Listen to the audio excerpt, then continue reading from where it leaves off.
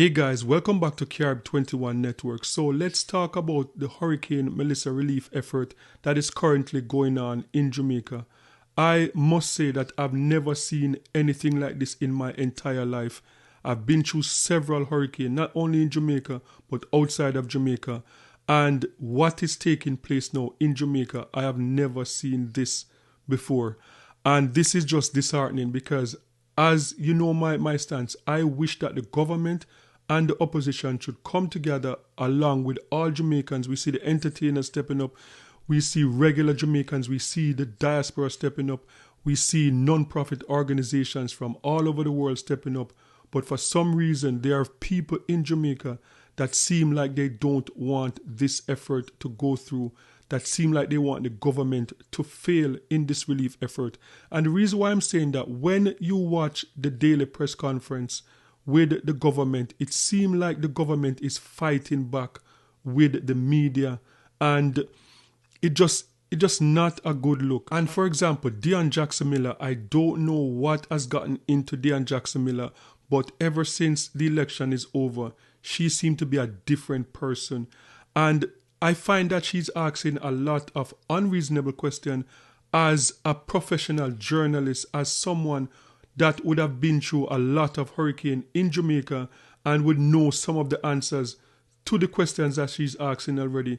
And some of the things that she's saying, you just know that it's impossible. For example, day 4, one of the first press conference, I saw DionneJackson stood there when we saw images coming out of Westmoreland, coming out of Black River, and everybody was saying that those parishes are marooned, they are completely cut off from the rest of Jamaica. We saw images when the Prime Minister went in the JDF helicopter, and we saw most of that part of the island covered in water. And 4 days after, in those conditions, we saw DionneJackson asking, why is it taking so long to erect a field hospital? And DionneJackson is a trained journalist. She would have been through Hurricane Ivan, should have been through Hurricane Beryl, and a field hospital would have never been erected in 4 days after when the place is flooded. Remember, this was a Category 5, and even in like Hurricane Beryl and Hurricane Ivan, it took longer. So I thought that was unreasonable. The next question, I saw her recently saying that there's no sighting of JDF soldiers anywhere. And I'm like, DionneJackson is in Kingston. Is that you would get the impression that she is in Westmoreland walking around, and she's in Black River walking around, and she's not seeing any JDF soldiers.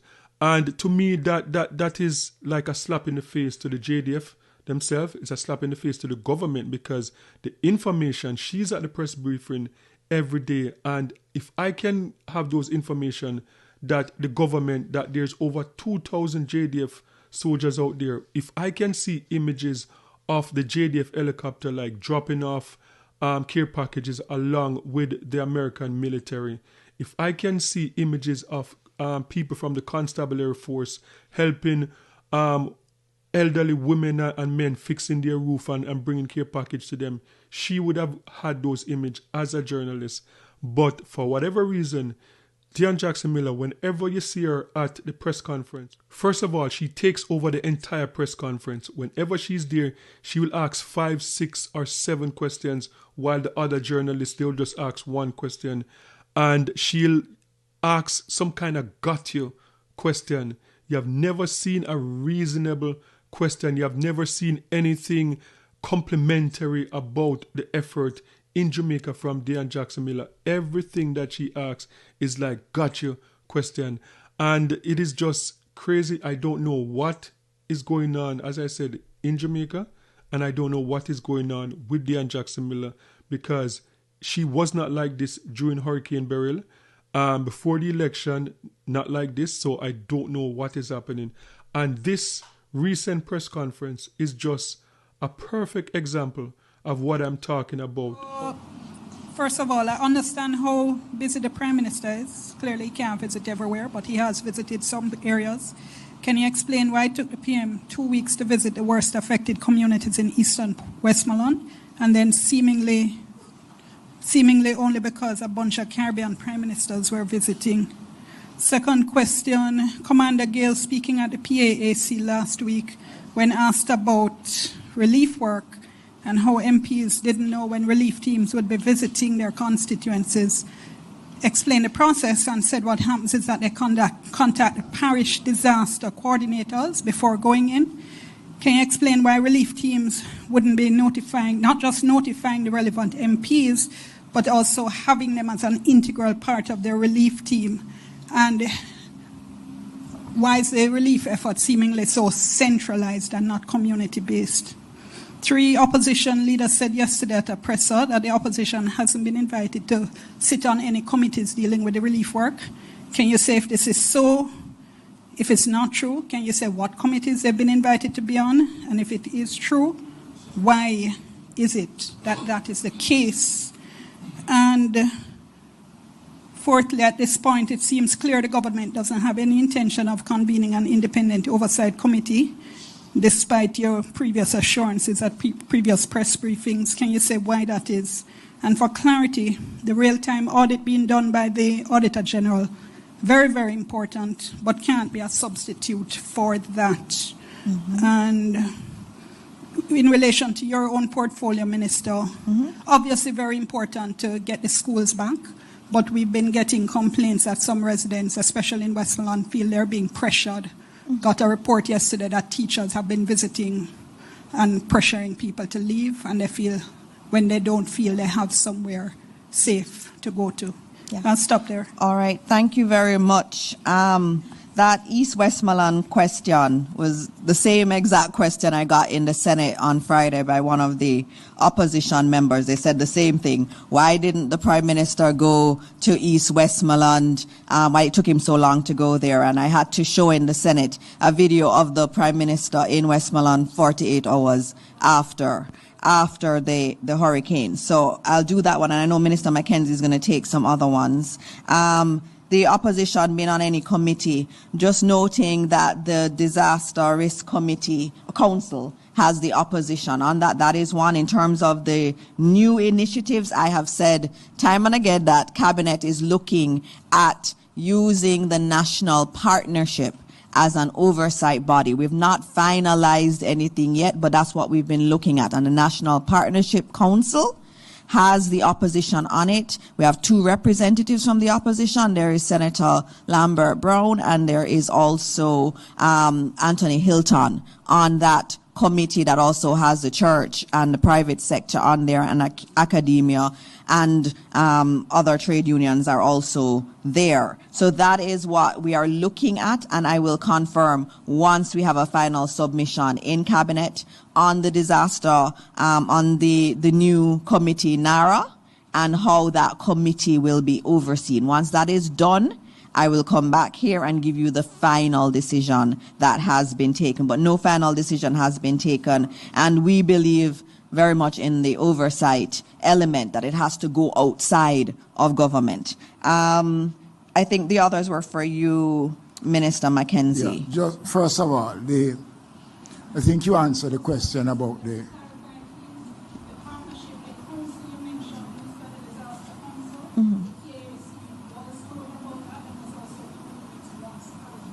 Yes.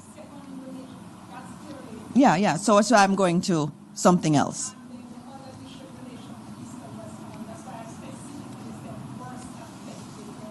Okay.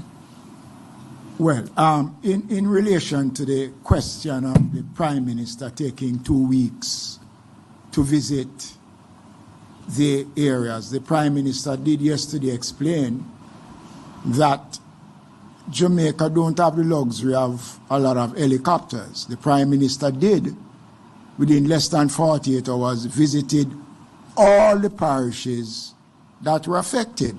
So the Prime Minister did, in fact, visited all the parishes that were affected within the first 48 hours, but a more extensive tour was done in Westmoreland because Westmoreland was the area that the hurricane entered the island. And what the Prime Minister did by taking the team of CARICOM leaders was something good, because the Prime Minister could have gone to St. Elizabeth, he could have gone to Hanover, but we went to Westmoreland, and no one should try to put anything, any motive at all whatsoever with where the Prime Minister have visited. Okay, the Prime Minister have visited all of the affected areas. In regards to the opposition's claim, the committee that was established is a subcommittee of cabinet. So you have to be a member of the of cabinet to sit on that subcommittee. So this argument about not sitting on relief committees, the minister, my colleague have just outlined that based on the structure of the National Disaster Response Committee, the Prime Minister is the chairman, I am the deputy chairman, the leader of the opposition is a member of that committee. We do have meetings, and I recall having several meetings during burial that we invited the opposition spokesperson on local government.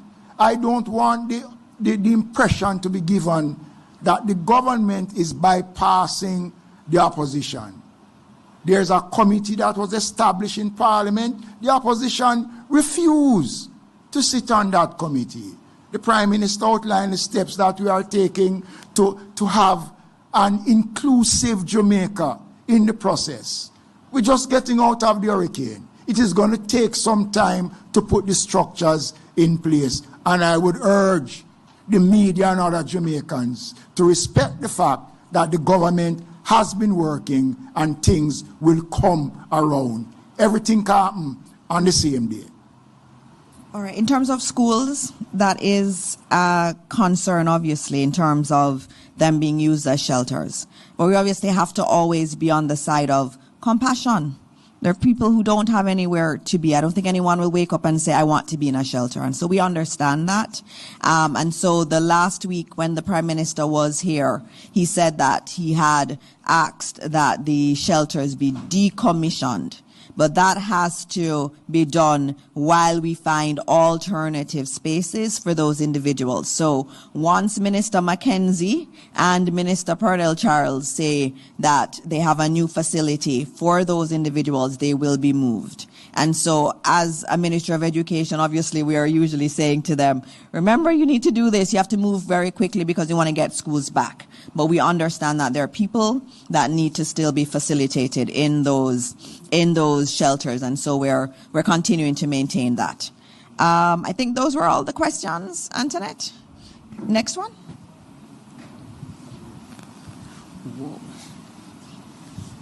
Good morning. Yep. Teams aren't engaging with the MPs was answered.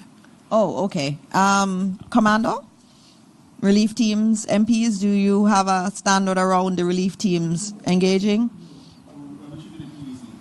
Okay, so he's dealing with the parish teams.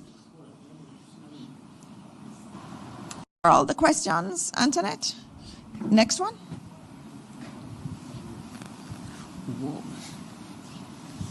Good morning. Yep. The question as to why the relief teams aren't engaging with the MPs was answered. Oh, okay. Commando? Relief teams, MPs, do you have a standard around the relief teams engaging? Okay, so he's dealing with the parish teams. The system that exists does not allow the ADPEM to interact with the political directorate. In every parish, there's a parish development committee which is chaired by the mayors of each parish. The parish disaster coordinators work closely with the ADPEM, and everything that is done is filtered through the parish development committee. We are all members of parliament. In every parish is a part of those committees. And the ADPEM should not be interacting with the political directorate so anybody can accuse the organization of being political. So the organization deals directly with the structure that exists And that is what has been done for years, and we will continue to do so. All right. Thank you. Thank you, Minister Mackenzie.